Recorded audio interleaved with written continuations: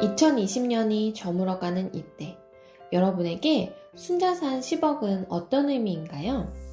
아무리 돈의 가치가 급속도로 하락하는 시대라지만 또 충격적이게도 서울 아파트 평균 가격이 10억이라지만 그래도 여전히 순자산 10억이라는 금액은 저처럼 평범한 사람들에게는 꿈의 자산, 드림머니가 아닐까 하는데요.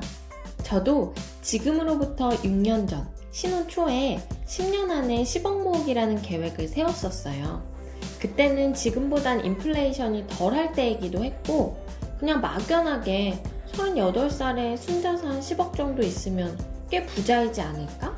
살만하지 않을까? 그렇게 생각했던 것 같아요. 그러다가 조금씩 자산을 쌓아나가면서 문득 그런 생각이 들더라고요. 순자산 10억이 되면 그래서 뭐? 말 그대로 so what? 이런 생각이 든 거죠.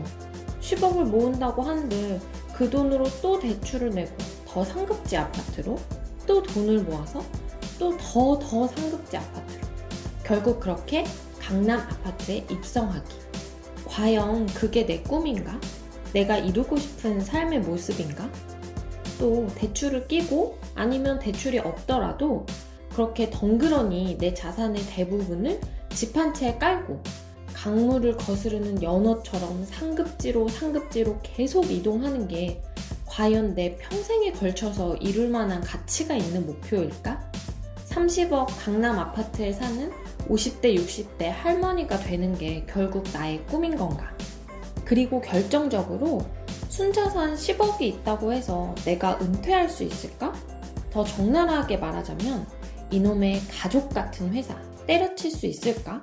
일 안 하고 살 수 있을까? 이런 물음들에 예스라는 대답이 안 나오더라고요. 그래서 그때부터는 재무 목표를 수정해야겠다는 생각이 들었어요. 저의 이런 고민과 관련해서 미국에는 FU머니라는 개념이 있다고 하는데요. 깜짝 놀라지 마세요. 바로 퍽유머니라는 거예요. 내가 원하지 않는 일에 언제든 퍽유를 날릴 수 있을 정도의 여윳돈이라는 의미인데요. 내가 하기 싫은 일에는 자신있게 노 할 수 있게 해주는 자산이라는 거죠. 한마디로 경제적 자유를 이룰 수 있는 자산이 되겠죠? 그렇다면 순자산 10억은 나의 퍽유머니가 될 수 있을까? 이게 저의 고민이었던 건데 생각을 해보니까 그건 저한테 달려있더라고요.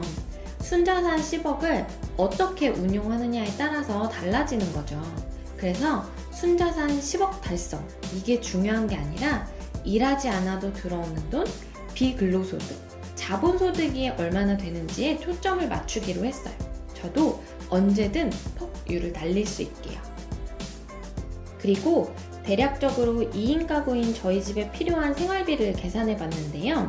주거가 해결되고 대출이 없다면 월 300만 원이면 맛있는 거 먹고 옷도 사입고 영화도 보러 다니면서 살 수 있는 정도는 되겠더라고요. 고정비 50만 원에 식비, 의료비 포함 변동비 200만 원. 이렇게 월 250만 원을 지출하면 1년에 3천만 원이 되고요. 나머지 600만 원 중에서 400만 원은 경조사비로, 그리고 나머지 200만 원은 여행비로 이 정도로 계산이 되더라고요. 그래서 일단 월 300만 원 정도의 현금 흐름을 만드는 걸 1차 목표로 하게 됐어요.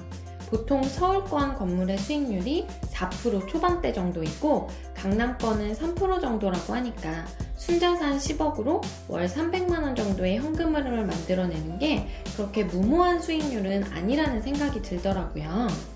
그렇다고 저희 부부는 파이어족은 아니에요.